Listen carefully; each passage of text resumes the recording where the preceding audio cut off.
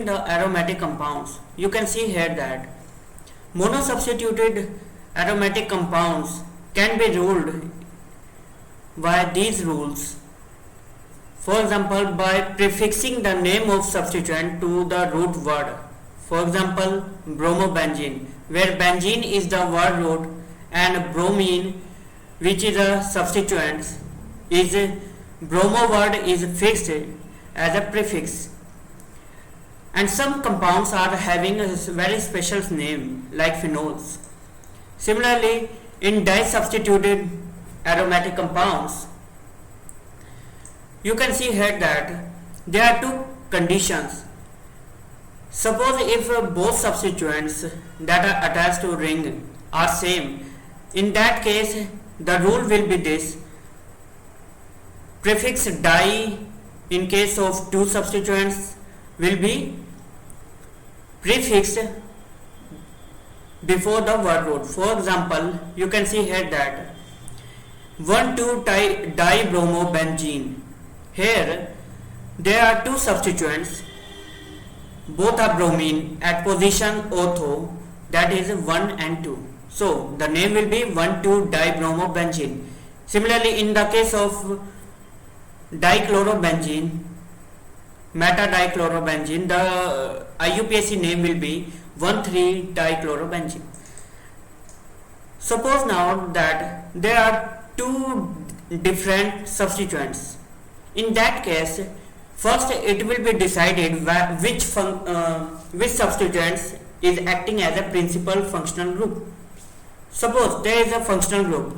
In that case, the naming of aromatic compound will be done in such a way that the prefix will be denoted by substituent's name and suffix will be denoted by principal functional group. For example, 4-nitrobenzoic acid. Here oic acid, that is carboxylic acid, is principal functional group, and nitro at the position 4 is substituents, right?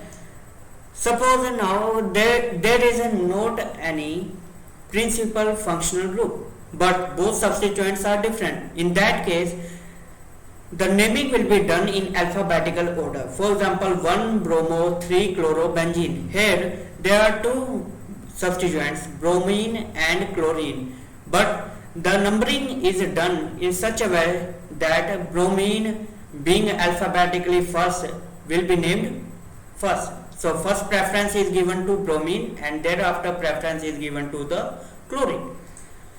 After this, next category comes polysubstituted aromatic compounds. In that case, first we have to see whether there is availability of special monosubstituted derivative or not.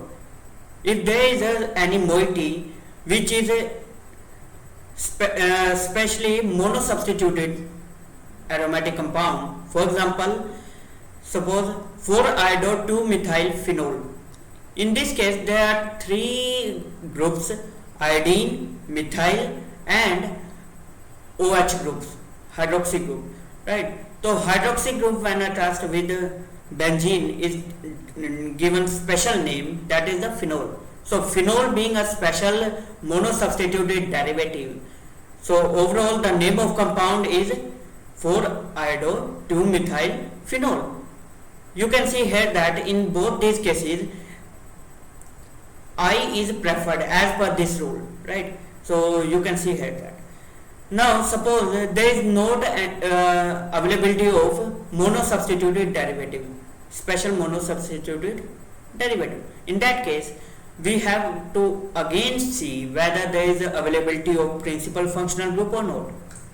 If there is principal functional group, then the compound is named as a derivative of compound with principal functional group. So principal functional group will be used as a suffix and rest are used as a prefix as usual.